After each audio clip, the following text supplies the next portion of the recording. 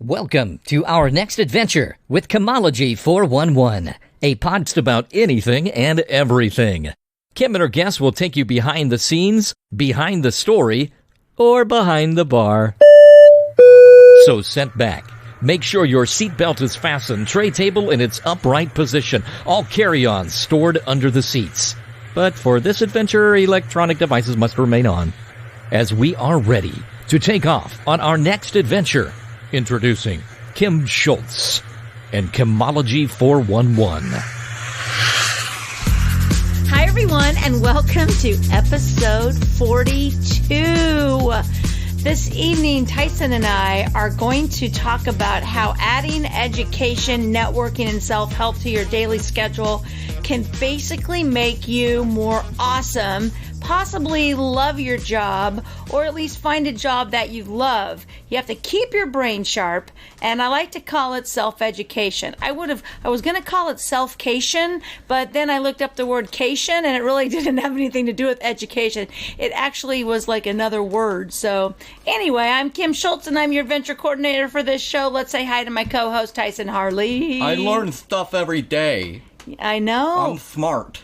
Well, I looked it up and I was like, self-cation. And then I looked up cation. It has nothing to do with that. It sounds like vacation instead of education. Just so I was like, you know what? We're just going to call it self-education. Anyway, this seems like it's going to be an easy topic. I was pretty excited when you came up with yet another topic. Don't worry. Sometime in the next 5 months, I'm going to have to come up with another one on my own. Yeah, 41 to 1. So close. So close. So I said it works out well, though, because she comes up with topics, and then I have to remember, we can talk about anything. I don't have to worry. I don't have to be all super prepared for everything, because we know how to kind of look at a topic, and if you will, there's a certain imagery that people talk about, and there's a specific kind of term for it. When you look at something, imagine there's a cube in front of you and you have it in your hand, and you just know to twist that wrist around and look at it from all kinds of different directions. Right. And that's what mostly we're able to do with many topics. Right. At least consider different, coming at them from different angles. Now, so to at least ponder it. And so when you said this topic, I thought, it's going to work really good. I think it's a good topic. I think so too. Good job, 41 to 1. Yeah, it's like the Chiefs playing the Raiders or something. I don't know what's going on. All right, it is time for Tyson's Quick. I don't know why I coughed. We were talking about how our incredible production had a little bit of pause at the beginning of the sound effect. First quick hit. Desperately seeking street walking podcast co-host. Oh, yeah. Okay, yeah. So I went out roaming the neighborhood, seeing who I could pick up along the street. She is so desperate for podcast co-host. She's just driving along a nearby street and just happens to see me. Thank goodness, or who knows what would have happened. He's flashing with his light. Podcast. No, I was going for a walk, and we just thought that was kind of funny. I'm like, hey, you want to save like 20 minutes or so? Because I still have to walk back home. If you want to pick me up on the street instead. So, desperately seeking street walking podcast co-host. Way to go. That's when you know you're really hungry for a good podcast. Exactly. When you go looking for a street walking podcast co-host. Quick hit number 2. Okay, so do you remember that probably 5, 6 episodes back, maybe only 3 or 4, we talked about that interesting situation of fact-checking being kind of just bizarre on the internet. Right. And one of them that we looked at was that a guy just said something that ended up being pretty darn right about pharmaceutical drugs, and it was, I think, a hydroxychloroquine versus whatever the other one was. This was early treatments of this situation. And some Wichita guy, just some dude down in Wichita that had 150 listeners, all of a sudden is the topic of like one of the fact check sites. We went and talked to this guy. It's like, or no, we wanted to, but we didn't talk to him. It's like, first of all, none of the stuff he said was wrong. It was actually right in the ballpark. Second of all, what does that have to do with it? It's like, killing the messenger.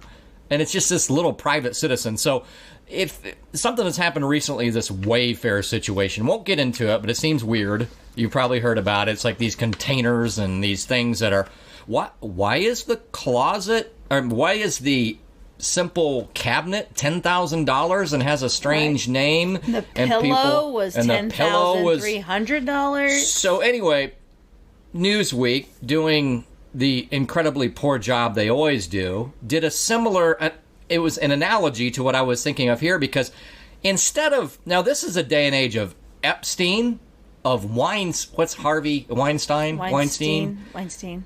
Of these bad child traffickers and stuff. Right. So we know there's some reality to it. And what does Newsweek do?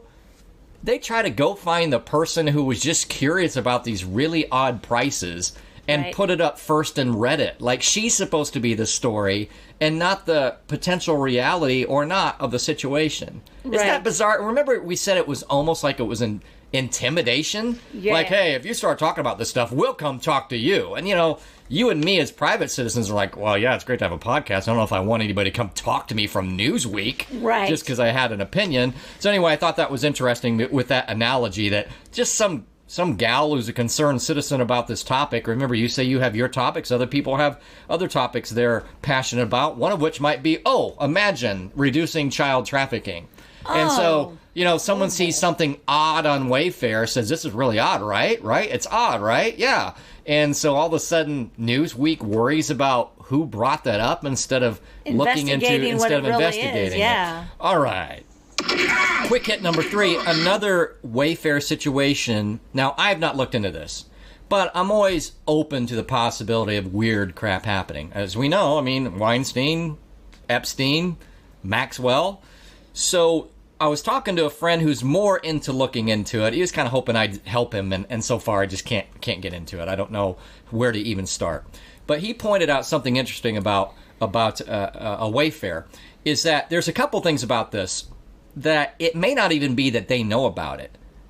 Wayfair is more like a site that kind of conglomerates different sources. Right. You know how even Walmart now says that they've got any number of thousands of sellers. Yeah. Right? And it's just that the page is used. So there's that thing. It's not that Wayfair might be doing this. No, they might, but you got to leave it open the possibility that one of their sellers is involved with this. And if somebody finds something weird on their page, that's the other thing. They're not necessarily knowing everything about their page.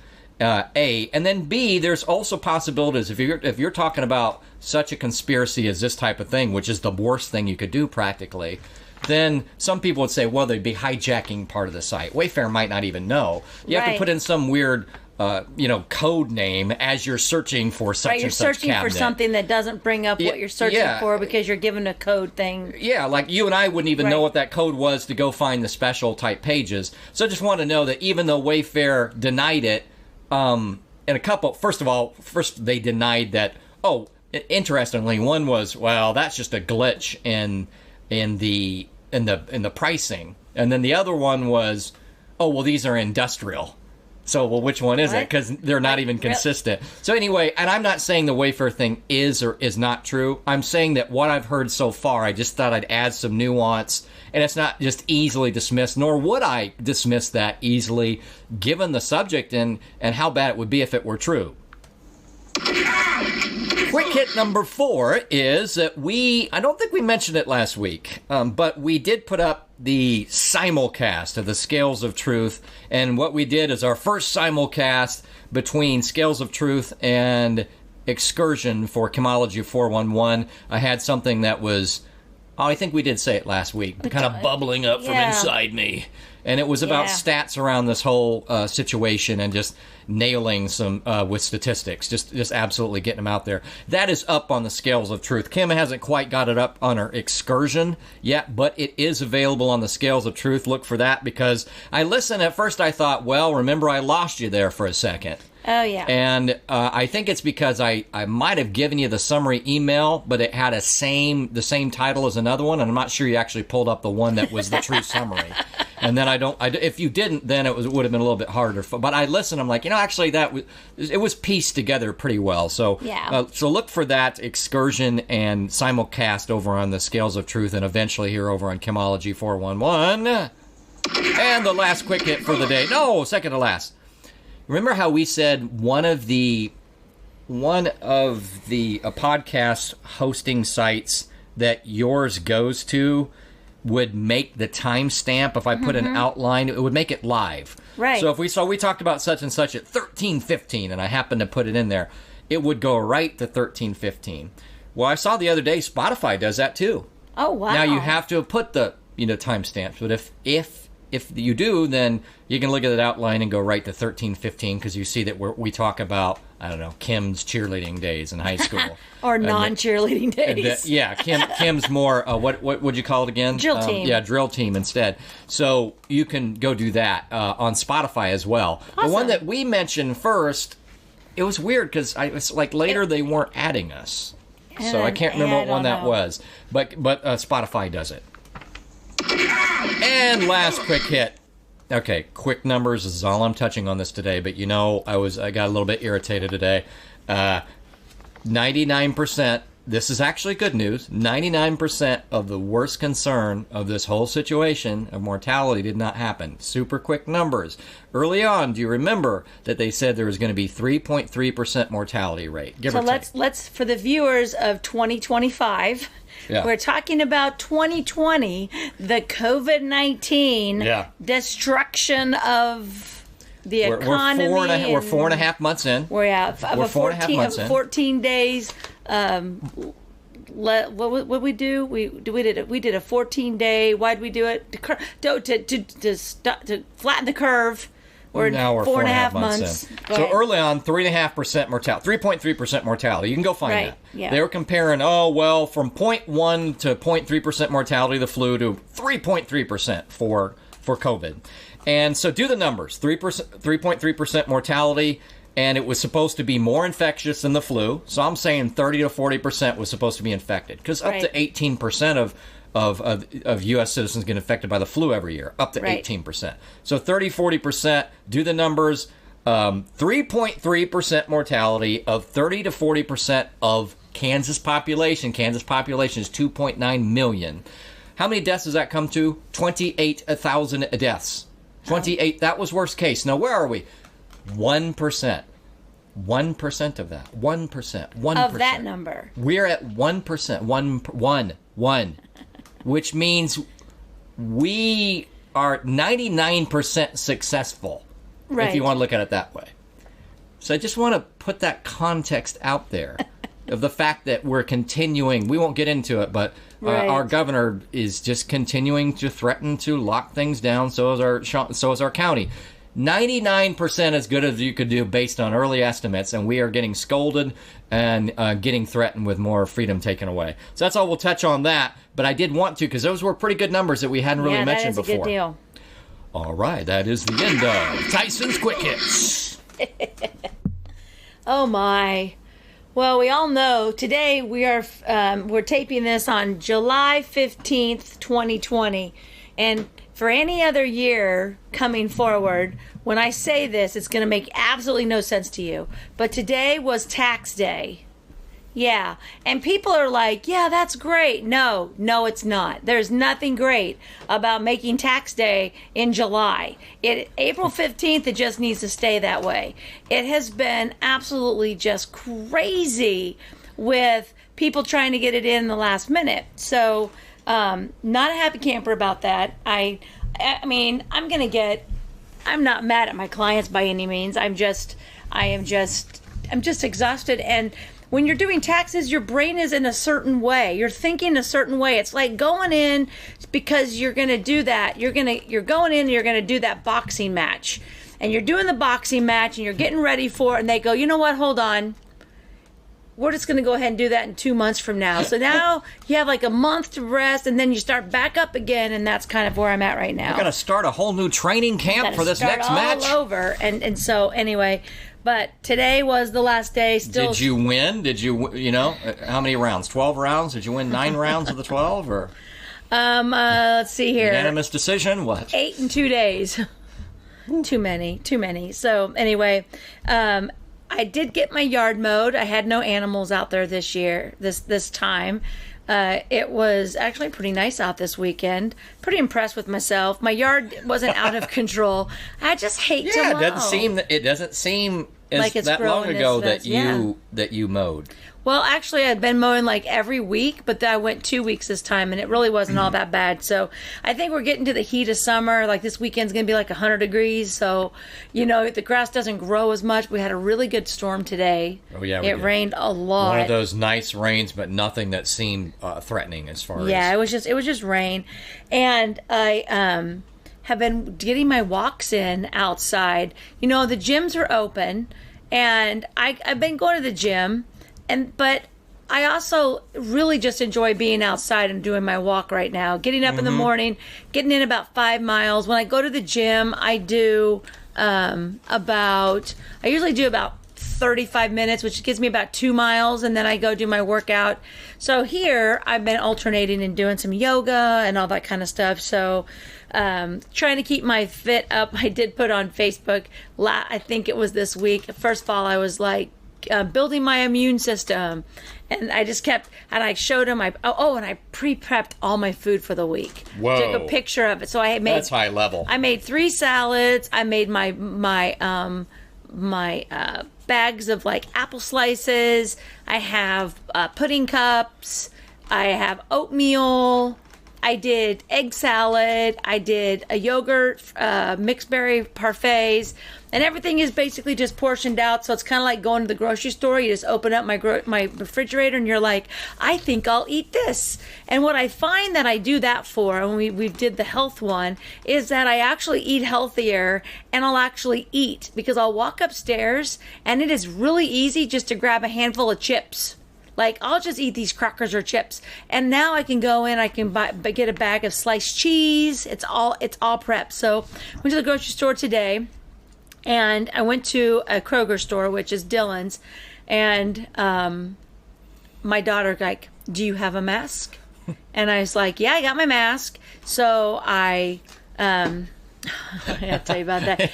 I have my mask. You leaned on that technicality. She only asked me if I had it. I have it in my purse. I walk in. It says mask required.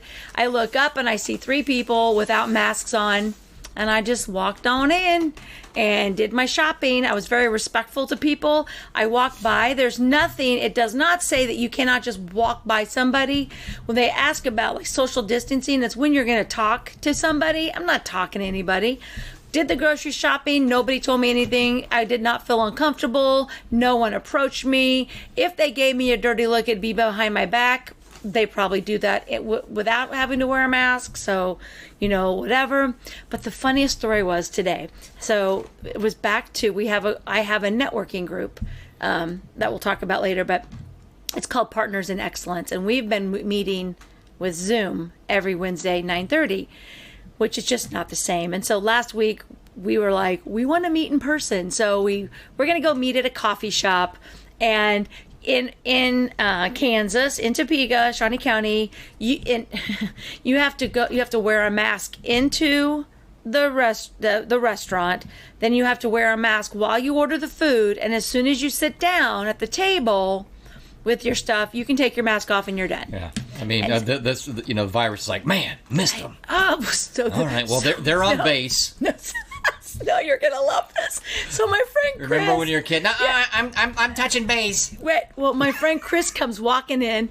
He is drenched because it's pouring down rain. He's drenched. His mask is like on the top of his ears, but it's not even tied on the back of his head. He's got it hanging over his face. It's drenched from the rain. He comes walking in, and we're right towards the front of the restaurant. He comes over and he sits down, he takes off his mask, and he goes, whew, that was a close one. I thought the virus was going to get me for the walk, but thank God I'm in my chair. And the virus doesn't get you when you're in a chair. And that was exactly like, I'm on base, you can't get me. I just thought that was so cute because it's so stupid of what they're doing. Well, the good thing is that to their credit, they're trying to compromise, but then right. the ability to compromise to this level just ends up revealing the true stupidity right. of the whole thing. So anyway, I mean, you can't. Oh, anyway, so I thought that was funny, and then I actually did. I have been unfollowing all my people on Facebook. I really enjoy Facebook when I'm in my groups and on my pages, and that's pretty much it. And people started coming off of snooze for 30 days, and then they just went to unfollow. So I really don't have anybody left. Second wave. The second wave. The first fourth. Fourth wave. I was going to say, that started happening a little while ago where they were it was off snooze, right back on snooze. Yeah, it's like, oh, you're back. Nope, you're boomerang. not back. Boomerang. Yeah, back it's a boomerang snooze. So I really don't have a lot of people. The ones that just stay, in the middle and really don't talk about it. Then I see them. But what I've done is I play games. So I'm addicted. I never play games on Facebook. I'm addicted. No games on Facebook. Oh. I'm addicted to my phone. It's like every once in a while I just have to pick up my phone. It's just an addiction that I have, and I'm going to accept it. But instead of me going and scrolling Facebook for an hour, I get on and now I just play one of my games. And I can sit on there and I'm okay with that. And it keeps me off of Facebook because I'm like, no, I've got to get my levels on my games. And so I've really cut back on the Facebook. You will take that addiction right now over the other addiction? I will because I'm going to look at my phone. It's just a habit. I pick up my phone and I look at it. So I'm playing more games. Oh, yeah. So Tyson and I were sitting here a little while ago, and we're going over everything. After she picked me up off the street. Yeah. After he calls me, he's like, "You want to come pick me up?" And I was like, "Where?" And he goes, "I'm just going to be walking." And I was like, "Would you want me to meet me here?" "I'd rather just walk."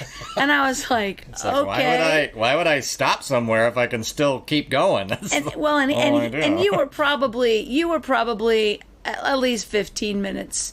I mean, you walk pretty fast, so you're probably about 20 minutes away from my house if you would have had to have walked.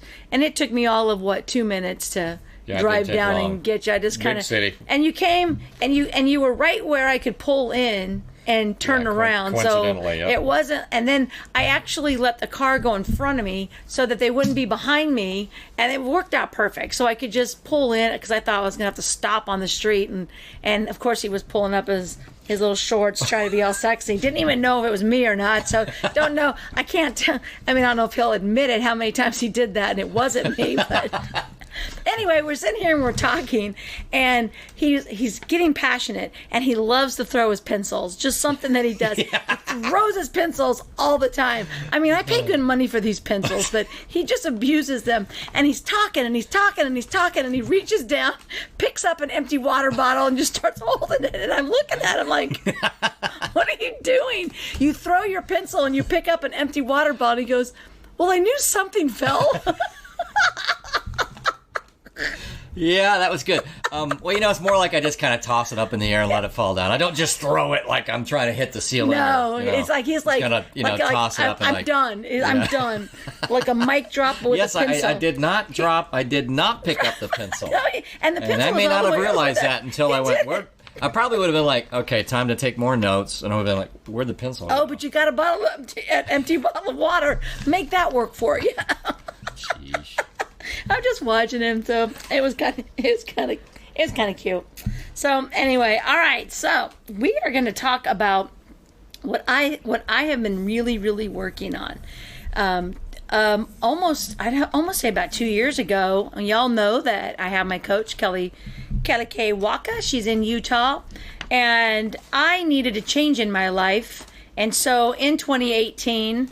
I decided that I needed to take more responsibility and use everything that I had worked on. I had done so many different things, and I needed a new goal in life, and I knew exactly what I wanted it to be, but it's going to take organization, it's going to take structure, it's going to take a lot of work. And so I started talking with Kelly, and we started working with Manifest, and she actually came last year to Topeka and did a conference here with some people, and I went to school with Kelly, so it was just awesome. And so for the last year, I've been working with her and taking a bunch of different classes and reading and listening. Well, okay, I said it again. We know I did not read. Oh, yeah. Now, I do have books. Like our first or second podcast. Yeah, I do have books And I am going to be reading those books. You mean really reading? Really reading them, but they're not like novel books. They're actually self-help books. I'm going to use my pencil. I'll be reading them out loud. It's going to be more like school Lore for of me. Chemology, first or probably second episode. I'm not much of a reader. Yeah, I don't read. Yeah, that was it's Kim boring saying that. to me. So, but now I have to, and so in June I was doing 5 hours of weekly education, which would be meetings with people, listening to my book on tape, watching YouTube videos, just trying to get that professionality. One thing when you're working at home and you're an entrepreneur and you are the business, you don't get that structure that everybody that has that structure bitches about nonstop. Oh, another meeting. Oh, I have to go do this. Right. Oh, you're complaining about it the whole time, but you don't realize that that's actually like a bonus part of your job to go meet with your staff and your crew and your team. Yeah, it's built in discipline. Correct. And it's also professionality, especially if you are in a career that you love, and when you go in to be creative, or you go in to these meetings they're powerful. Now some meetings are just boring, that, but I want power. Yeah, the positive part is there. If it's done well, it's a different thing, but it's something that you do have. I'll tell you what, a quick aside is that as I'm only, on my second week into 100% remote, I have been wearing, what I would wear at work. Mm-hmm. Now the thing is, I just don't have to, listen, I'm not sweating. I've got the AC on 72 or 73. So just purely for appearances, I would wear a different dress slacks every day. I just put on a different shirt every day and the same dress slacks. Right. But I'm wearing that during the day. So you do have to find those ways to help you professionally structure and make you not. And some people don't need that. To each his own. But to find that way of working at home and still simulate that environment of this is you at work. This is not you kind of fiddling around at home and kind of doing work in there, and I've got 16 hours, so whatever, I'll get it done eventually. You got to find those little ways of working that structure in. So I'm right in agreement with you on what do you do about the fact that you do have these, separate building, these very specific meetings to help you kind of stay focused. So go ahead. Right. And as for me on clothes, I could wear the same outfit the whole week long. I put on the t-shirt and the shorts or the sweats or whatever, unless I'm at to be on there because, I'm literally in my basement. I'm not the dress up kind of person. But when I do dress up, I feel different. So I think that's kind of a special occasion for me. Like when I have to be on, do a Facebook Live or leave for an actual meeting, I do that. But what I miss and what I'm lacking is that thing to build you up. And a lot of businesses that are good businesses, and I'm not saying like your type of employer or some small businesses, but like the big businesses, they go on retreats. They have these different things that they like, compatibility things or trust ceremony, like building these relationships, and you have that. Well, when you're working at your house by yourself, you're just kind of talking to yourself a lot during the day. And I thought, you know what? I want to make some changes. So what I started doing, and I've always, for the last 4 years, I've just been listening to a lot of books. And I have a whole list of books if anybody ever wants to know the books. And I just got a new one here. So can I ask you a question regarding that? Uh-huh. Is this like, we've talked in previous episodes that you could be surprised if you're in, basically a medium city on up, there's a decent chance you've got a library that has some decent amount of of audio books available for you to check out. Yep. So I'd be curious as to how many you own, or how many you get loaned to you in some fashion, and how many you get from the library. That 100% from our library. Awesome. So I use Libby, and if it's there, it's there. That I actually have purchased some books that I have the audiobook for, and I'm going to follow along with the audiobook, let it read to me so that I can underline and take some notes and stuff like that on a whole different thing. But I use Libby, and it's through our public library. And you have a whole list, and you've kept track of lists of different ones. It keeps track. I mean, it's in my memory, so I can go back. But when you said to people, "Hey, I've got a whole list of," I have a whole list. You're just saying I would be able to tell you in a New York minute right. the different ones that I either listened to or really liked. Right. You know, something I'll do too is that I will get a book out. I'll get a book to read, just a physical book. And then I'll see if I can go find the unabridged audiobook. And so sometimes I'll sit and, spend my 30 or 60 minutes a day of reading the physical book. And then when I'm doing other things like working out, if it's a long enough book and it's fairly involved, I will make my progress one way or the other. Right. Either make it in the physical book and then pick up more on the audiobook.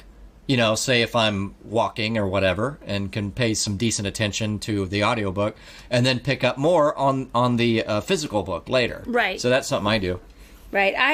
Currently I'm listening to Invisible Influence, and it's amazing because it's talking about how your brain works and how basically your memory, you think you remember stuff and you'll have these sharp remembering. Like as a child, you might remember that your mom came in and spilled a hot cup of coffee on you, or maybe you went to the carnival and you got sick on chili dogs, and reality is that didn't happen. There are things that my sister vividly quote remembers about me, and I'm like, that definitely did not happen. Right. It's probably more that Dad had a little fun story. Right. That was kind of like it, and then the story became her reality. And it's like, no, I would have remembered had that happened to me. Right. So yeah, I mean, but that is your brain. That book is incredible. And then today I actually watched. To her credit, there are things that she does remember from our childhood that I don't remember at all. I mean, right. But in some cases, it's like, no, if that happened, I was so central to that story. Had it happened, I could tell you it definitely happened. Right. Well, and I don't remember that in the least, and it wasn't anything that was traumatic, so I would remember it. It was kind of like one of my friends who was like, yeah, I know we used to kind of date back in high school. And I was like, yeah, we did not date. Yeah, we did. And I was like, no, we did not. You were thinking of a dream we you had. did. I mean, you must, he thought that he did. And I was like, no, we didn't date. And then I went to my friends and I was like, this is what he said. And they were like, no, you didn't. And I'm like, okay, thank goodness, because maybe my memory was bad. But anyway, what we're going to talk about a little bit is what I've kind of been, what I've been doing. And one of the things that I did was I started my morning routine. And my morning routine used to be this. I would wake up and I would get on Facebook and I would scroll through Facebook for an hour and a half, lay around, kind of look, think, well, maybe I should go work out, do a little bit more Facebook. And I was working. It wasn't like I'm just scrolling because I've got work. I've got to share stuff. It's kind of like what we're saying. It's like, you get your work in. You're at home. If you're doing it 8 o'clock at night, that's fine. And so it's a little different. It's just this temptation of how do you concentrate it and get going. Right. How do I get up? And so what I did was I decided, okay, and I have failed at it. I'm not saying that I'm doing well at it because with this tax season interfering with everything, I am not doing my normal schedule. I'm doing double duty right now because I've got a lot of stuff going on that I need to get done because of this. But I set up a new schedule, and in the morning I do not get on Facebook at all. I turn on my television, I turn on YouTube, and I look up speakers that I have on my list, and I grab one or two. I'll either do a one that'll be 45 minutes to an hour, or I'll do two that's maybe 15 minutes and 30 minutes. I watch a couple of those in the morning. So 45 minutes an hour that gets you in the 45 minutes spirit. an hour of just... So it's educational stuff? Education, yeah. But it gets you business. In the... Oh, good. I'm now in the frame of mind. Right. It's exciting me. It's informing me. It's motivating me. Right. And you... Now that is something that you focus on then before you're doing work? You just have it in the back? Okay, It's kind of like I get up in the morning and go to a conference. And you're every doing morning. that I do 7:30, it every 8 morning, o'clock? 7:30. Okay. 7:30. Man, Getting I'm up so good. bad. Did you hear me? Yep, Did you say 7:30, because 7:30 is when I have to good. start doing it to 8:30 or 9, depending on what I'm doing. Then I turn on my music, I listen to Audio Machine, and I read my manifest. I get up and I make my bed, and then I go work out. And if it's a day that I can't go work out, because like today on a Wednesday I have a 9:30 meeting, so Wednesday's my one day that I don't work out. But normally I'm going to go work out after that. I get done working out and I start my day normally around 10 or 10:30. And people go, "Oh, that's hard." Well, you know what? I start at 7:30 in the morning and I've already done an hour worth of meetings in my mind. I'm just like a conference. I just didn't have to fly anywhere or go there. That's a good point. I'm listening to them. I'm doing my stuff. But then I come home and then I don't take a break until like 5 o'clock. I don't really go anywhere. I'm just sitting at my desk and I plan out every single one of all my 15 minutes. Like 15, 20, 30 minutes. I'm getting all my work done and I categorize it and I follow that schedule. Do you do that on like an Outlook calendar or like a Google calendar? Nope, I do it right here in this book that I have. It's just right here. It's right here. Okay. And so it's by just the day. Yep, it's by or the like day. a typical. Oh, that's right. That's where you said before. You will then take any remainder and throw it into a certain area on the next day, or maybe even pull in one from if you've done a really good day, pull one back in from a future day and get it done in advance. Right. Right. And like with this right here, with people calling and I have no clue and there's deadlines, it just totally screwed up my schedule. And I'm not set on this schedule, but I still have to figure out how to get in my 6 hours a week. Well, you were saying you used to do 5 hours, and I saw this little bullet that you're saying June was 6 hours, and now 7 hours is in July. This is professional development? Yes. Okay. Yeah, that's your and total. And that includes like listening to my books or... So you're 45 minutes to an hour a morning plus a little bit more somehow. Well, and like whenever I have my coach, so her and I, that's an hour and a half every Monday. Sure. Because there's 2 meetings every Monday that I have to that I so Zoom if you with. do an hour and a half, then you're down to 5.5 hours. 5.5 hours, and then I usually have otherwise- at least every night now. I watch something or I listen to my book on tape. So for you at got your least 30 45 minutes to an hour every day. That's whatever 4 to 5 hours plus a little bit more you need to make up for to get to your 5.5. Yep. So a little bit at night. But every month I'm going to add an hour to that because I want to do more of that, and I'll tell you why and just like what I'm going for in a minute. But so reading books, listening to books in my case, the podcast, I actually consider this part of my education, which it's going to be doing 12 hours a week is not going to be hard, considering that we spend about 5 to 6 hours a week on this podcast. And that's awesome, because what that means is that we're actually taking it seriously and we're doing some planning. We're not just like showing up going, hey, let's talk about this. Okay, let's turn on the mic. I mean, we've got at least a 1 to 2 hour every Monday evening. We're talking, and the way we do it is basically we just have to get into a role of a conversation so that we're not. We don't structure our Monday preparatory meetings. We just, and I think you find that a lot with, and hopefully I was going to say with other successful podcasts. I'd say at this point with 40 and just between us it's 42, and then even our excursions. Let's subtract your superstars. Right. Everything else I'm involved with.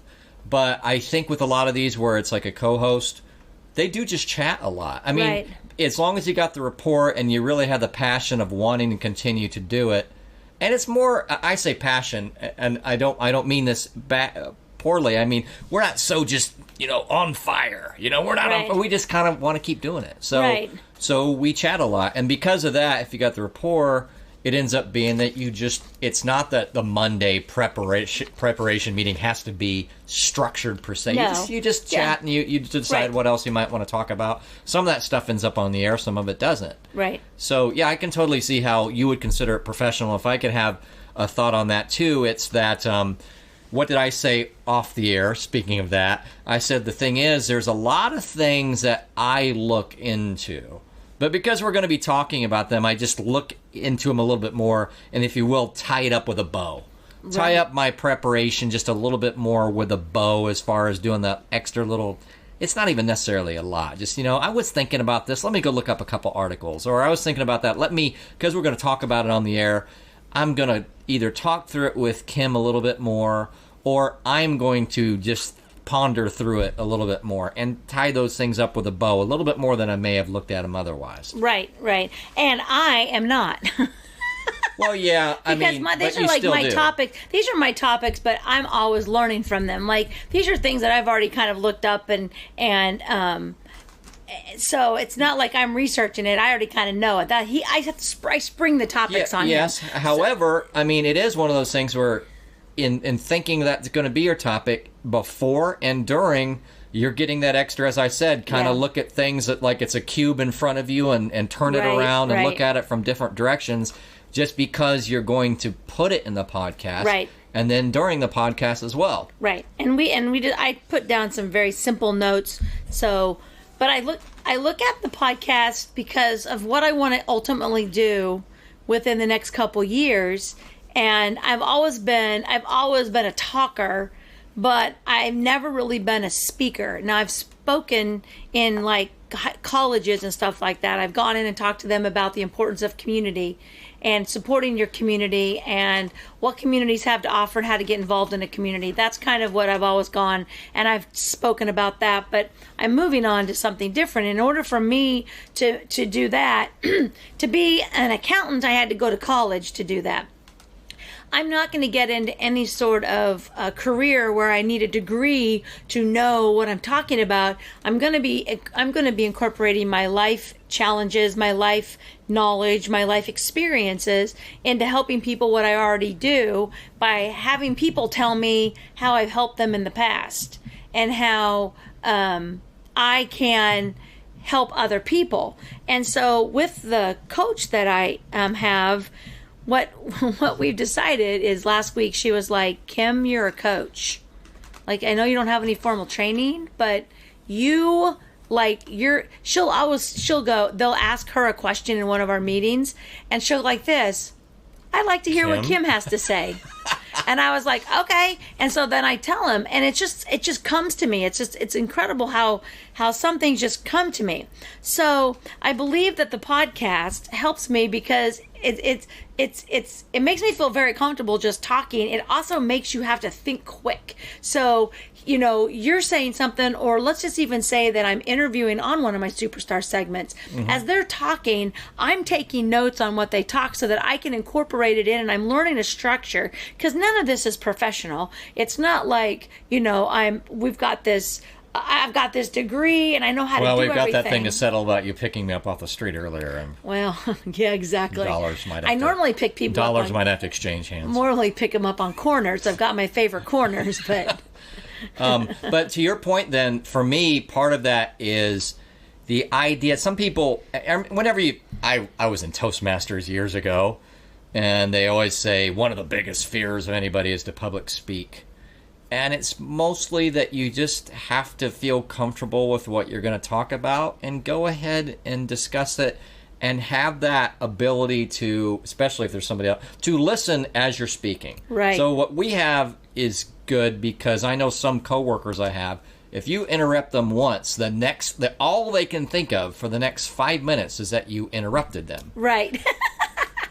And you've got to be able to have that back and forth, keep your thought. Right. Know that they didn't mean to interrupt you out of anything, as long as it's not absolutely horrible. Right.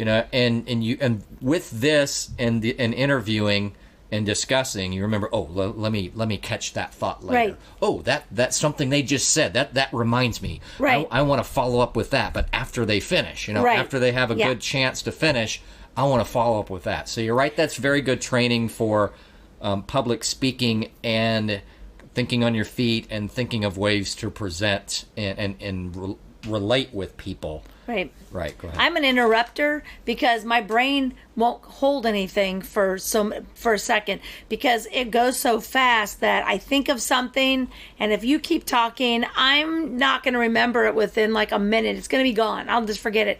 But what I've learned... But you're not as bad as some people. No, but I've just started writing things down. Like, if it pops in my mind, I just write a note down. And if it comes back up, it comes back up. Maybe it's not that important. So that's my training, because I'm learning how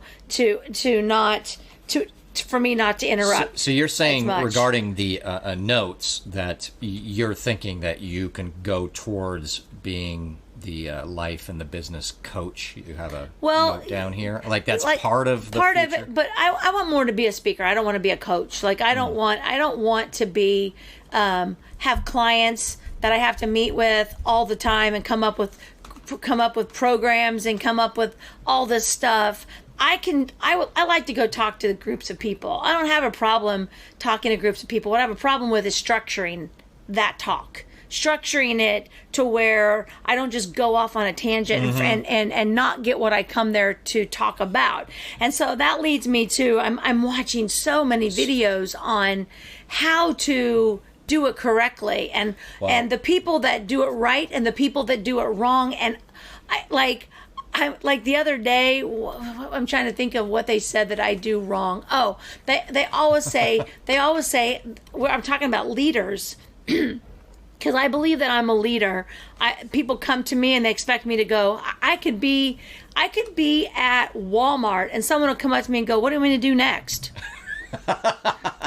I don't know. Like, I don't work here. So I believe I'm a leader. But what I found is that leaders... I know what you should have said. Go stock some more toilet paper. Exactly. Get that toilet paper full. But I said... I don't know about full. Just...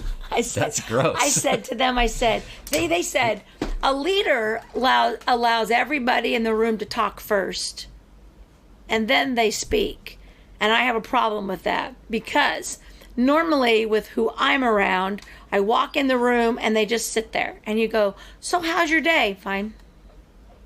And so I always feel like I've got to get up and I've got to speak, tell the story, get them excited, and then say, "And what do you think about that?" And then they go, "Oh, I think this and this and this and this and this." And so listening multiple times, and I'm thinking, okay, I need to change how I do that. I hear them. I just need to understand further context on what that means. I have a problem with listening, because I really don't care what you have to say. Maybe they don't mean public presentation. They mean in a group of dynamic. That's what I'm saying. That's what I was going to say. In a group, if you're the leader of a group of people, you have to listen, or you're only about 1/3 as effective as you might end up being. Exactly. And I it's like this. This is what we're going to do. We're going to leave at 8:00. We're going to board the bus. We're going to go do our stuff. At this time, we're eating. At this, I have the schedule. This is where we're going. This is what we're doing. Well, how about we're going to get on the bus at 8:00, because I've scheduled everything. At some point, you're past inputs, right? Yeah. So I need to go. So I'm doing a bus trip right now, and I was going to do it to Branson this year, and I just don't think it's going to happen.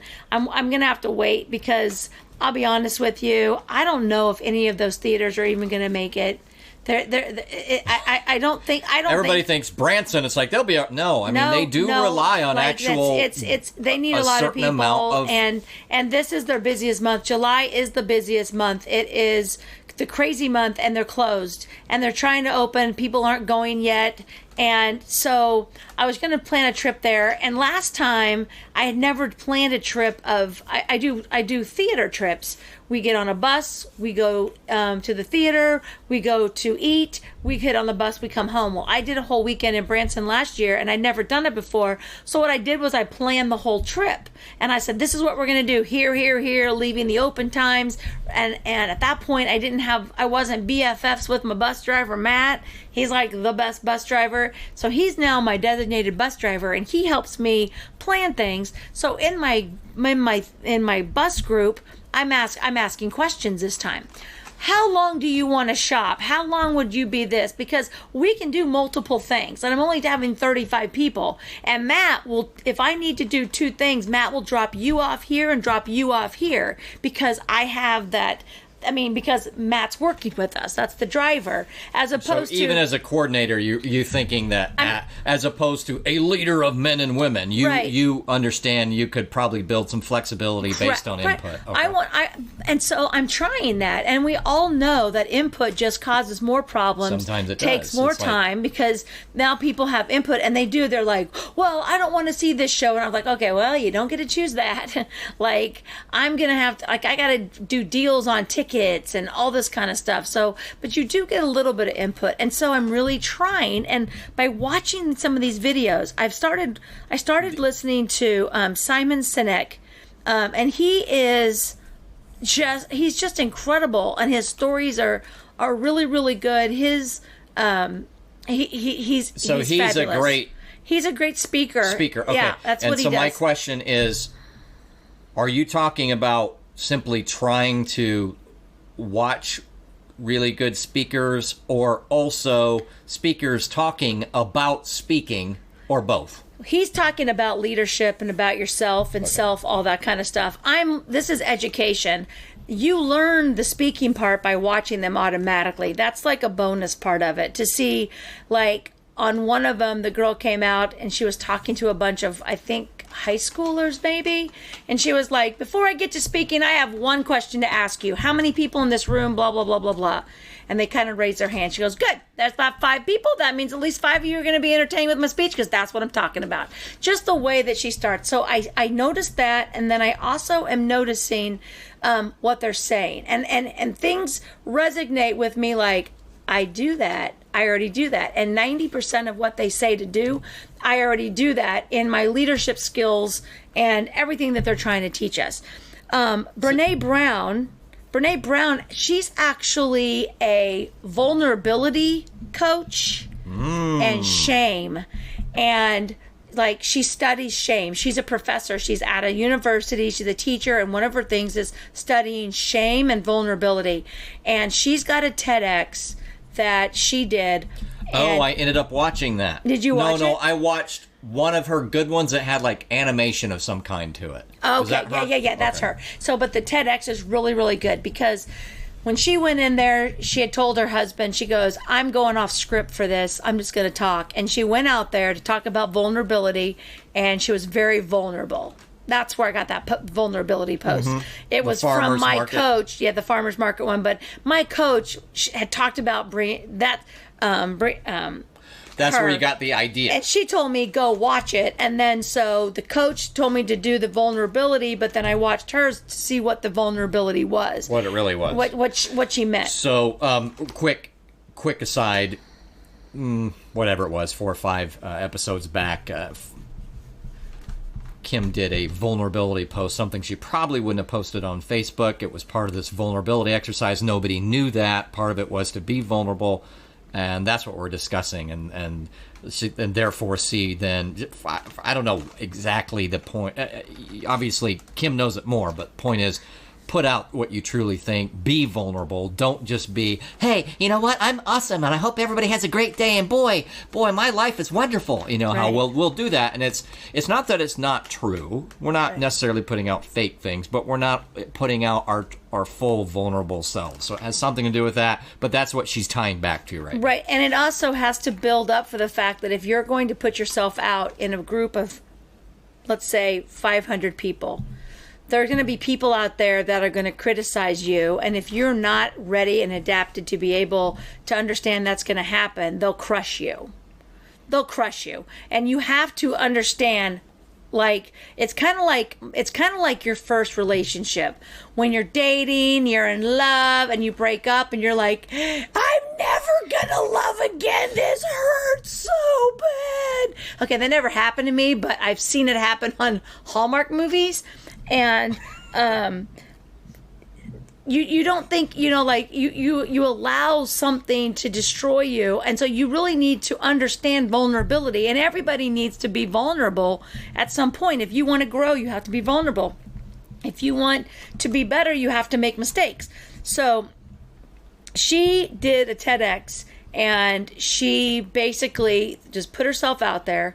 And when it was over, I think it was TEDx Houston or something like that. It wasn't like the main one. And she got done, and she felt ill. Like she didn't. She just sat and ate her ice cream, and she watched some TV show. You have to, because there's a second video that tells what she did. And she was like, we need to get that copy. We don't need that to go out. And they were like, you know what? There's only 500 people in the audience. It's not a big deal. And she's like, yeah, it's not a big deal. It's the largest TEDx viewed on YouTube. Like millions of people have seen that. So can you spell her name and say, is that the Call to Courage? Is that the one you're talking about? No. That's the next one. Brene is Brene. It's Renee with a B.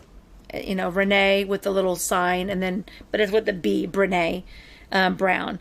But so the biggest TED it was one of the biggest TED Talks even out there. There's millions of people that have watched it, and it's really, really good. But here's the thing, her husband always said, honey, just don't go look at the comments. And she was like this, we all know you don't look at the comments. And as soon as he walked out that door, I started looking at the comments. And you know what that was? Look how fat she is. I can't believe she did that. And all these comments, it's like you can see the good ones, but there's all these horrible people out there. And that's what you have to realize of how that is. And that's what that vulnerability post was. What I needed to see was I needed to pull that out of my Facebook, because I'm normally pretty positive and nobody really has anything to say. And I was attacked. I had over 310 comments on my thing, which, by the way, Shawnee County commissioners voted for exactly what I had put in there. So I was not wrong. But anyway, but on Netflix, you can go and watch her Netflix show, and it's called The Call to Courage, I believe. So you can go to Netflix, and it's like, it's not that long of a show, but she speaks, and she's got a great story on there about her and her family. Really? So it's like a single Netflix special? Just a special. Mm-hmm. Huh. I didn't even know those existed. And Me neither, not really. I mean, I think of comedy specials that are the quick hour. There's tons of them. Yeah. Huh. So anyway, those are what I'm looking at. Simon Sinek. And then I did Tony Robbins. I have heard of him before. One of my friends. Did you want to, I know I kind of interrupted on Simon. Did you want to say anything else? You said he's a great speaker. Simon is awesome. And he's got some very incredible things that I think everyone needs to hear. And he's got some of them that are short. He's got like a little book club, so you can actually read a book and follow along with them and stuff like that. He's on Facebook. I watch his YouTube. He's got his website. And I just stumbled upon him, and I just started watching him. He's a cute little nerd in my mind. Sinek is the last word. Yep. And Facebook, YouTube. Is he audio book too, or is it just like videos? I'm sure he's got books as well. Okay. I think he does. Brene Brown, her book is upstairs. And it's something about in the wilderness. There's a wilderness. I ordered that book because I was watching one of my shows, and they were going over the book, and they said something, and I got it. It's one of the shorter ones, and I was like, I need to read, like, just for mental. I need to read a book. So I did get that. So with that being said, those are free on there. Now, they're not free if you pay them to be your coach or to help you out or to come in. I mean, they're pretty expensive. They've been around. Simon's been around for a long time. Both of them have years of experience. But what I don't think that people really think that they need is the coach. And I never thought that I needed a coach. And Kelly has been a lifesaver to me. To your point, I was about to say, and then this would be the contradiction to it, is that most of these people have a generous heart. Mm-hmm. And so here you're thinking, okay, I can get a book. They will let a lot of the secret be known on their YouTube and their Facebook. Yeah. It won't be as organized like that book or audio book will be. But it will be there. So I was about to say, you can find a lot of this stuff, if you just piece it together and continue to listen to them, you're obviously gonna learn their main themes and main approaches. But then that goes into your idea of, even though you know these people, that's different than having a focused coach. Go Right. ahead. And so coaches are really, really important. And I'm not going to go into it because actually Kelly and I are going to set up our own superstar segment. And then we're going to talk about the necessities of having a coach, because she is amazing, and I need to be a part of a group. I need to be a part of a group that is inspiring with each other, pushing people forward, and that's what my groups do. I've got an advanced manifesting group that I meet with every Monday for an hour, and we either fix each other, help each other with a new business, we can do belief breakthroughs. It's just incredible, and I've never met any of them except Kelly, and I'm planning to go if Kelly does one of her seminars, if she does another weekend seminar, I will fly down to Utah. I will go so I can meet all of these amazing people. I mean, they're just business owners. They're great. They're just great. So I can imagine that there's a couple things, like when you have you've got this, everybody has who's at least somewhat disciplined or wants to do a good job. They do have that that voice inside their head.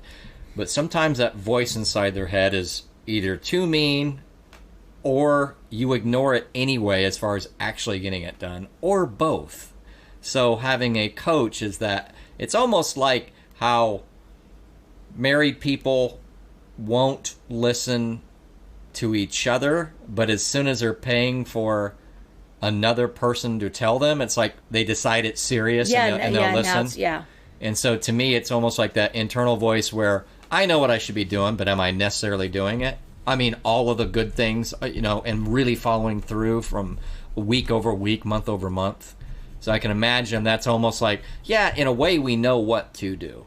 We've all listened to so many things. We've read so many things. Yeah. But here's this person who is separately trying to get you. So to your point of having that, it's more about an accountability. So they're holding me accountable, and they're also. My problem is I'm not mean to myself. I overdo things, and my brain just spins and spins and spins, and I have no organization. And so, like my new desk. Kelly cleaned off her desk, and she showed us the desk, and she said that, her coach, Kurt Duncan, said, I'm not going to help you until you get that office cleaned. She had to send him a picture, and she said, he said, send me a picture of your workspace. She sent him a picture, and he goes, nope, not going to happen. Get it done, and when you're done, let me know. 3 days it took her because it was just a horrible mess. And she has this beautiful desk, and when you do organize your house and you do organize things, it organizes your life.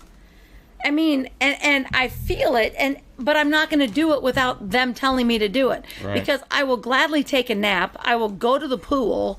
I will just not get it done. And right now I'm not doing everything. What I'm doing is I'm setting up the structure. I'm going through my accounting clients, and I'm writing everything down so there's a checklist, so that when I get to have to reconcile for a company, I go to that list and go boom, boom, boom, boom, boom, boom, boom, boom, boom, boom, done. As opposed to going, now what else do I have to do? Oh, I got to do that. Oh, I should have done that first. And some things have to be done before. And I do this backwards. Now I'm doing double work. I am organizing slowly but surely everything to make as least amount of time to work, to get as much money as possible, not having to work till 8 o'clock at night. I want to have it. I want to get off at 5. I want to go do my day. So around that, there's a separate topic I've been thinking of as I, out analyze certain people who make $200,000 a year in the county to specifically analyze data and other things. Today I was looking at, this is not even my main job, and it's, let's try to make something more readable, a document that's supposed to be readable. I'm in the public sector, and certain things have to be readable. Not the thing I do, but in helping out my boss, trying to take something that the contractor has made and go, well, let me evaluate this for readability. And then, okay, I used to write commercials, so I can probably, brush off the old skills and work these. So I took something from a 12th grade reading level down to 5th grade where it was supposed to be by sneaking it around. But point of that being is that there's a lot of professionals who still, after years and years and years, to your point, don't get to their level of efficiency on a regular basis, from day to day efficiency. And that can happen if you've been in the same business for 40 years, let alone only 10 or 15 or 20. So there probably is a place, no matter how good you think you are, and overall you might have some very, very bright spots, but to your point, keep continuing to tweak those, and not only tweak them, but remembering and manifesting those improvements in efficiency and the way of doing things. Maybe without your coach, you kind of started towards this in a way 3 years ago. Right. And then it's I've a done matter it before. Exactly. I've done it before, but it wasn't easy and it wasn't fun. Right. I mean, to do it by yourself, it's just not fun. I mean, you can like a job, you can like the people that you work with, but I want to love my job. I want to love what I do. And don't get me wrong, I actually love what I do. I love the fact that I have a schedule. But I want to change that. That's what I want to do. I have this huge change that I want to do. And so I actually have a group. I've got two of my friends in Topeka. We meet weekly. And I'm more of the coach for them, helping them get their manifest done, talking every week. We write different things down. We have different assignments to do. And the other day, one of them actually met her goal. She's above her goal and ahead of her goal. She's a real estate agent. And in her comment on Facebook, she was like, I can't believe I just got this. I just earned this. And I want to thank my accountability partners. And that's what we are. I'm not trained. They're not paying for this. This is 3 people that are meeting every week on a Thursday for an hour, and we are talking about something or getting something lined up and giving each other that positive push to say, you're awesome. No, you can do it. And now I'm not always that nice. I know, but also honest feedback, right? Right, like, exactly. Okay, now seriously, where are you on right. this? Right, exactly. And you've got to say, you know Hold your what? feet. I was hoping to get to X, and instead I'm at X minus 20. Right. And you go, that's okay. I mean, not where you want to be, but don't give up. Let's get there. Right. So, and we definitely need something like that. So I am working on that. The one thing that I need, though, is I'm a very visual person. So I got a new calendar for my refrigerator, which is going to be used for all of my education part. So I can write all the education part down, because that doesn't really get included in my daily schedule, because once I'm downstairs working, I'm not going to stop to do education unless it's a meeting. I'm going to do accounting or the work that I need to get done. And then in the evening, when I go and I look at my schedule and be like, oh crap, I better go watch this video, and I'll have everything planned out. I'll know by then what I want to do. Brings to me, keep your thought on your spaces, but the idea of even trying to understand if you're someone who's doing either, I'll call it hustling, your second little hustle job, or that's your main one is at home, organizing that. Where is my space, and what do I do in which space? And that's always an interesting dynamic / what are you going to do with that? You just said down in your certain area, that's where you're just nuts and bolts business.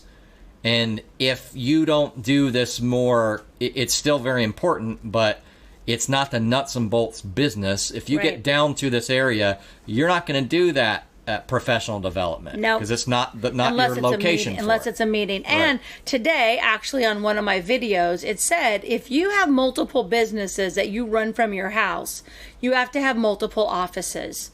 Because if let's just say that you are you sew aprons, you also do marketing, and you do graphic design. 3 different businesses that you do, totally different. He said, in order for you to get in a right mindset, you've got to walk into the room that says, sew these aprons. Because if you're in the room where it's graphic design, trying to sew aprons, your mind's going to be on graphic design. It's going to be thinking I have a project right there. And that's why we've talked. Regardless, you're not going to stay focused, whichever one you. Yeah, and we've talked about how I don't come down to this area except to work. And it's like sometimes I'll sit upstairs in my chair and log into this computer because I don't want to step down here because I know I'll get sucked in if I check my email, or I'll be like, oh, I can just get this done really fast. And then 2 hours later, I'm still down here. So I've got to set no, and I can't remember if did I talk about taking the weekend off and not answering my phone? Did we talk about that last week? I don't remember. So 4th of July weekend, I took the whole weekend off and I just shut my phone off. And one of my clients called 7 times. And when they came to pick up their stuff this week, he said, I didn't sleep all night long. I was so worried about you. And I was like, I'm sorry, but I took a Saturday and Sunday off at 9:00 at night because that's when he had called. And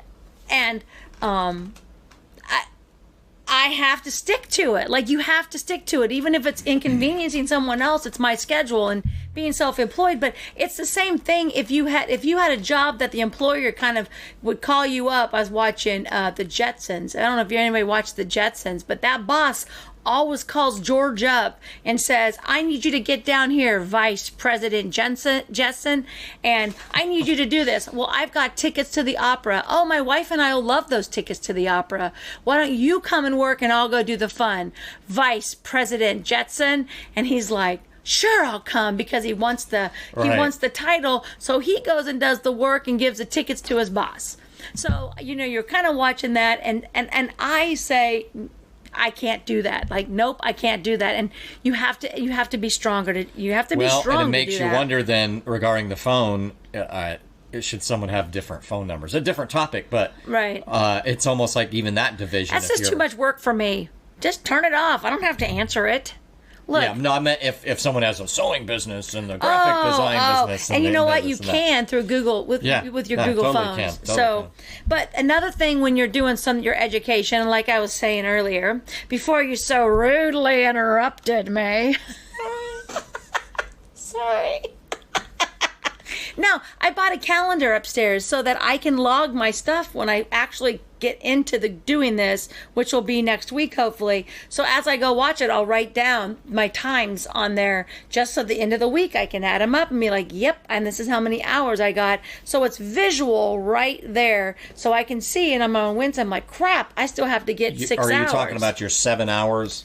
Of professional? Yeah, my 7 hours. So it's upstairs, because that's where I'm going to watch it, is going to be upstairs. Smart. And so I didn't even do that on purpose, and then I'm watching it today. Right now I have that issue. I don't have a separate space. Right. And so I'm trying to still work that, and I've done really well this week. But even when I'm done, it's like, man, usually I just kind of mess around on the computer and browse and watch TV, and I don't have a space for that anymore. Right. Right now, I go into the other room, and I can use the TV for throwing up Sling TV, but then I don't have the second just screw around and browse while I'm casually watching TV deal. And to do that, I'd have to be over in my area, which is my work area. And it doesn't bother me a lot, but it's a little uncomfortable. I was going to say, but give it, be there for 6 months, be there for a year, and you don't want to go sit in there, because that's where the magic happens during the day. And then you're like, I don't want any more magic. I just want to be relaxed. And that's why I've got a little area down here in the studio that you could just come and turn the lights off. You would never see anything behind it. Got the couch and the TV. I don't know why I would do that. I have my upstairs. But if for some reason I had a guest over, they could come down here, shut the lights off, and not see my office. And it's decorated over there, kind of homey. So it's kind of a separate area. And I could get like a little wall and stick it up, and you can't really see it. Yeah. Like a little divider. But anyway, always you want to track it, and you really just want to act as if you're in school. And I believe I was talking to my friend Scott on my Superstar segment, and that's where I got that idea. And one thing to track it separately. No, he set up a schedule. Let's say Oh, okay. one thing that he did was he set up a schedule just like education. And that's what I'm going to do. And the one thing that I think you should be doing when you're watching these videos is writing down what clicks in your head. I need to do that. And that is what out of that entire podcast, the one thing I liked about it is he said every week I set up a weekly learning schedule, meaning these are the 7 videos I'm going to watch. This is how much book I'm going to read. This is what I'm going to do. That's smart. And that is how it just becomes professional. And I was like, that is what I need to do. Yeah, because you can scout them. I have a folder, what I call read later. Right. And I'll see some article. I'm just talking on the computer. Right. I go, you know what? I don't have time to read for this. I don't have time to read this right now, but I could read it later. So you could do the same type Right. of, because you're going to see a bunch that catch your attention, but rather than going, okay, how many is that? That's 30 minutes. That's 45. That's 15. Correct. That's 5. You could say, these are my read laters. They've already caught my attention, but I'm not read them yet. Where do I put them in my schedule next week? And you can Right. actually, same thing for even reading articles. I talked about this maybe on the air, but in the last week, and so maybe you can do an application that's just a browser extension called Pocket. And what I'll also do is, if you do Pocket, it saves you talked about that. it saves a simplified version of an article. Right. And so that's almost like a read later as well, because it saves a simplified version. You're not going back to the original website. You're not getting distracted by all the stuff over in the right column, the left column, everything else. And you could that could be stuff where, you know what, I want to read that later. So if you just naturally, organically, we're seeing all these things that interest us. Interest us, is that right? When all of a sudden, yes. And so if you just said, okay, that's a potential candidate to put on my calendar. Right. And then just sometime in there before the Monday or whenever your calendar starts, you go, let me go through that list and decide which ones I'm definitely going to watch this week. Right. You know, and if there's some remnants afterwards, that's great.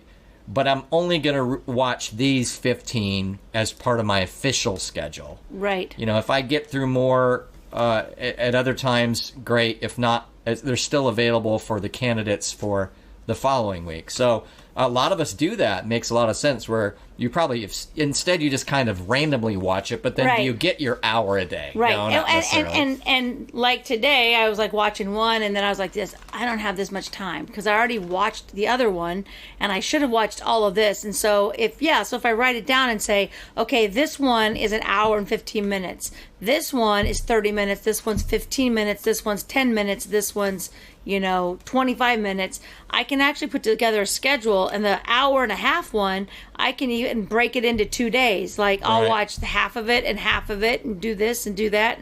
And so I'm going to work on a schedule, and it's just going to be the me time, because I think I'm a procrastinator, and I can always think like this. It's okay. I can work till 8 o'clock at night. No, I don't want to work till 8 o'clock at night. I want to go and sit in my chair and watch TV, or go for a walk, or go visit friends, or go to my friend's house for dinner, like I did last night, or just go down to Kansas City, or just go to the casino, just drive, just go to up to the reservation, whatever. I have to get my schedule under control, and I'm just wasting too much time during the day. And it's driving me crazy. So my ultimate goal is right now, I need to redo my manifest, but I need to write my story. And that's going to have to start out with me talking to people that know me, and for them to tell me what they find interesting about me, of a story that if I were to go speak about what I talk about, and what I do talk about is building relationships and connections. That's kind of what I talk about. But I'm going to go and I'm going to talk to my friends, interview them, and say, if you were to have me come speak, what would you want me to come speak about? Because they know me. They know what I've done. I can talk about anything, but what have I helped you with? Because I've helped a lot of people. If I were to go speak, what topics would I speak about? So that's what you mean by write your story. You knowing that if you had to give a 5 to 10 minute paraphrase of where your strengths and where your passions and expertise lie, and how you like to help people, and why and where it comes from? Is that your story? My story is an hour long when I go, or 30 minutes long when I walk up on stage to talk to people, because I have to know, it has to come from me, my experience, because I don't have a PhD behind me to say, I did all this research in this lab and I broke it down. What do I know? What do I know that has helped you? And then I'm going to incorporate that into my story. And my story will be what I talk about, but it's actually trying to help build relationships and understanding the importance of connection, or whatever they tell me, because I really don't know. I've helped so many people with relationships, or I've helped them with their business, or I've helped them get through, a breakup or a death or abuse. There's everything. I really don't know what my friends would say. I think everyone needs to hear about this. And this is what the part of your life you need to talk about. And then everything else connects to it. And then I can find out how I can help groups of people. And then I want to work with Kelly, and I want to work with Scott, and I want to join forces with them, because we each have our story. We each have our position in our little threesome right here. And we want to work together to use our power to help push more people into being more awesome and into believing in themselves. That's my ultimate goal. Accounting is, it's just numbers. It's fun, but it's not a passion. It's not exciting to fly all over the podcast audience place. Is like, I wonder, well, obviously Tyson shook his head yes to numbers are fun. But then someone were like, how do I identify with these people? Both of them thought numbers were fun. Right. Numbers are fun, but anyway. So I had a couple questions. You had mentioned your manifesting, and also you had a bullet of say my manifest with music. What's that about? Okay, so let me see if I can find. Grab that stack of papers right over there where that envelope is. Oh man, I don't know if my extension, I don't know if my headphone cord is long. Well, just see if you can grab this set. Not all, just the top, like that yellow envelope, right, all that stuff right there. Let me just see if it's in there. I can see it. In the meantime, while you look, I'm going to mention. It's right here. I did need to. There you go. You didn't have to. It's right, because I know it. I'm rewriting it. So this is my old one. And what a manifest is there's actually the queen of manifesting. She's got her drive-through way of manifesting. This is something that every morning I wake up and I turn on audio machine. And this is what's audio machine? Audio machine is just music.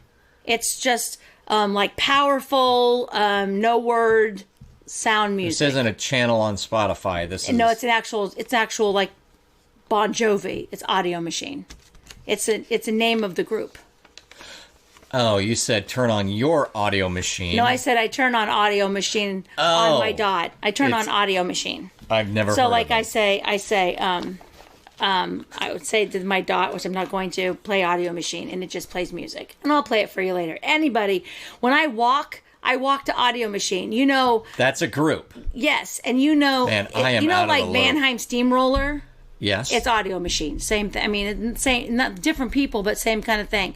But when you're watching Rocky, bum bum bada bum bada bum bum bum bum bum bada bum bada bum bum bum bada bum. That's what their music is. When you walk to it, man, you get home and you're like, I'm taking on the world. So anyway, I turn on Audio Machine very loud so I accidentally punched an old man.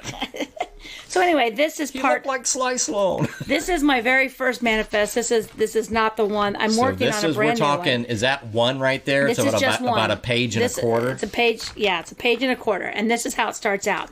I am a force to be reckoned with. I am determined and capable of making all my dreams come true. I am successful. I am confident. I am worthy of all things that are good. I see opportunities and pursue them. I am proficient in my abilities. I am worthy and deserve success. I am strong and powerful when it comes to my energy, and I complete my goals. I use my energy to pursue what I want in life. I am as smart and use my experience to set ambitious goals and obtain those goals. I am accomplished and I believe in myself. I successfully meet every challenge. Success is my nature and my birthright. Success empowers me to take action and allows me to live life to the fullest. Success allows me to make a positive impact in the world. Feeling success is simply who I am. Feeling accomplished is how I end each day. I bring value to the world. I have powers that allow me to create all the success and prosperity I desire.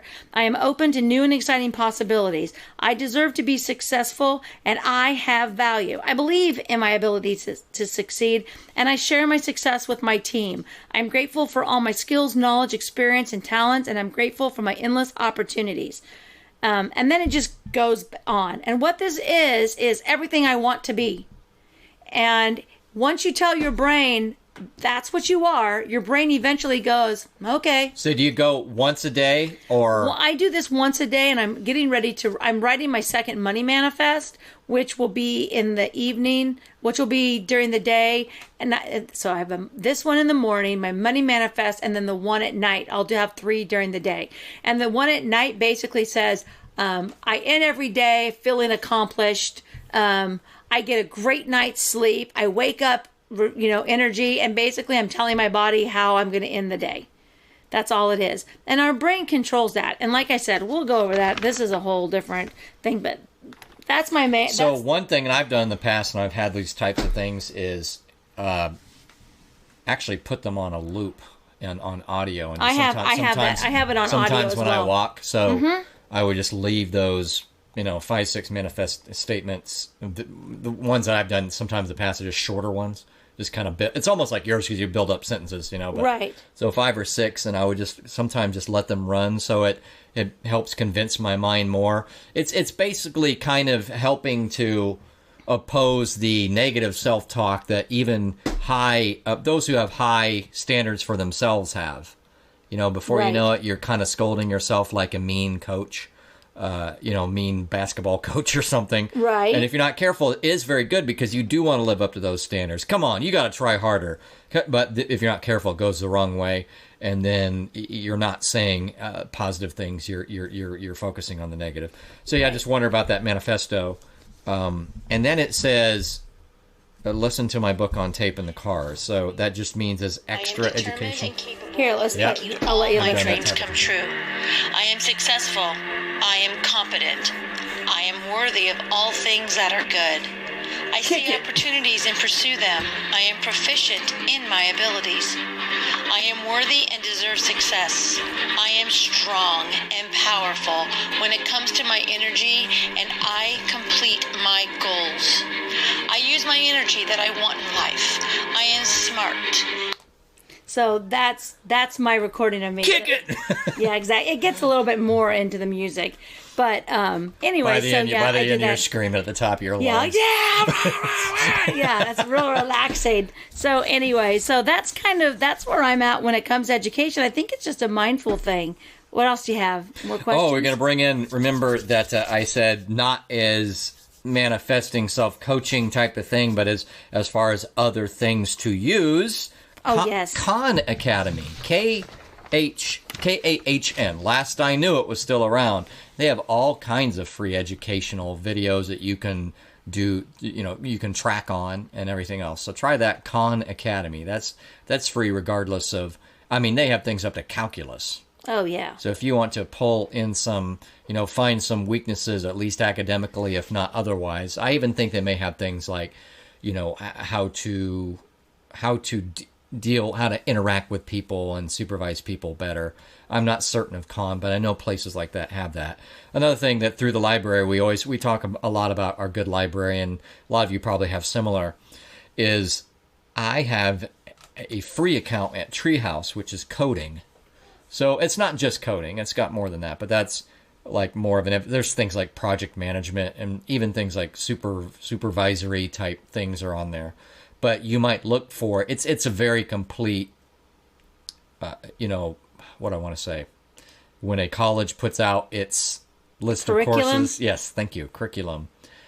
It has a very complete curriculum that has a lot of learning tracks. So those two, Khan Academy and Treehouse, are good things to look to. Khan Academy, Treehouse is usually a subscription based, but you would be surprised. Like, for instance, our library has a certain number of licenses it can be using at any given time because of some agreement about, hey, we're trying to be, right, help out in some fashion, just in a more charitable way, would Treehouse be saying, but only so much. Well, you'd be surprised how many licenses they may have. Right. Mine was not the last one. I had not touched mine accidentally, and I shouldn't say accidentally, just didn't. It started not running well on my computer, and then I didn't get back to it. And they're like, well, you hadn't touched it in 90 days, but we do have the license available. It just went inactive. So as long as you want it to reactivate, fine. And they activated. There was no problem with the number of licenses available. Very cool. So look into those. Well, and on Netflix, the show that I watched was called The Mind Explained. The Mind Explained. It was really good. It was just a short thing about the brain. And Gotcha. It talked about, it was like, it shows you all the different parts of the brain, and it shows you what fires where and when. And it had a story about 9/11, and it was like, they asked this girl, this girl said, I was in school and my mom was downtown New York, and I saw throughout the window of my classroom, I saw a bunch of smoke go by. Well, it comes to find out, okay, there was no window, there was no smoke, and her mother was not downtown. But her memory, when she talks about 9/11, she's like, no, that's what happened. And they were like, that's impossible. And she was like, well, because my mom was always down there, and because she said I must have either dreamt it or her brain came up with the story. And they were like, in her classroom, there was no windows. It was 50 miles away from the Trade Center. No smoke went 50 miles. But in her brain, she swore that that's what happened. So anyway, that was one of the stories on Netflix that I watched. So anyway, next week, I already have our topic because you're good at that. Yeah. It's 43, 40, what is it, 40? It'll be 42 to 1. Anyway, lately we've been seeing I'm scoring 5 touchdowns soon. I'm going to go Patrick Mahomes on you. It's the third quarter. It's time. Do I have to sign you for a 10-year contract? Where's Tyreek? Where's Tyreek? I need you to help me on the podcast. Anyway, lately we've been hearing and seeing a lot of things being blamed on the COVID because evidently the mint closed down for 2 months, and that's going to make a shortage of coins. Well, that didn't even make any sense to me, but because there were so many little people making coins manually, and so many closed businesses that aren't even using coins anymore. But yet we can't use coins. Basically, banks are closed and they don't want to put coins through the drive-through because they don't want people coming into their lobby. So they're probably just hoarding it all. Who knows? Anyway, we're gonna do a little research on that. As for this cash-free society, is something that has been brought up so many different times because you've got the cryptocurrency and you've got the Bitcoin, and then you've got your PayPal, your Venmo, your Facebook, anything you can transfer all of this money. And, really quick, I don't think I want all my money electronic. Like, that scares me. I don't know. It scares me to be like, you shut down. Like, if the system, if a virus goes through and shuts everything down, we have absolutely no way of doing anything. Like, we're done. Like, that's just scary to me. So anyway, we're going to look a little bit into a cash-free society, and I'm sure it'll be exciting and fun because you'll have to see if I'm for or against it. I think maybe I'm against it. Maybe I'm scared of it. But we want to talk about that. So anyway, if you hear this and it's actually still July of 2020 and we haven't done it, more than welcome to leave us a comment or contact me on your opinions. I'm probably going to ask this in our group anyway. What do you believe? What would you believe if we did a cash-free society? So anyway, all right, well, we're going to end the show. Thank you guys so much for giving us your time, and we appreciate our listeners, and we're excited that our show is growing so fast. I mean, come on, we are we're almost to a year. like a year Woo, anniversary. We're going to have to go party for that. We are getting there. Definitely going to party. Make sure to go comment in our Facebook group, Chemology 411, and make sure if you haven't joined yet, please go do that. Thank you, Tyson, once again for helping make Chemology 411 so awesome. You're welcome. I'm hoping I can be dropped back off on that same street corner. I got money to make. I'm kidding. Well, not if we get a cash-free society. You better have that. You better have that square. You know where I'm gonna put it? How do strippers work here? How do strip clubs work? Like, what's gonna happen? Where are they gonna put the? Should be like, I'll pay you. Just wave it over my hand. Where are they gonna put the card swiper? Oh boy. You one-up me on that one. Yeah. It's low. All right, guys, we'll talk to you soon, and make sure to keep taking all of those adventures. Bye-bye.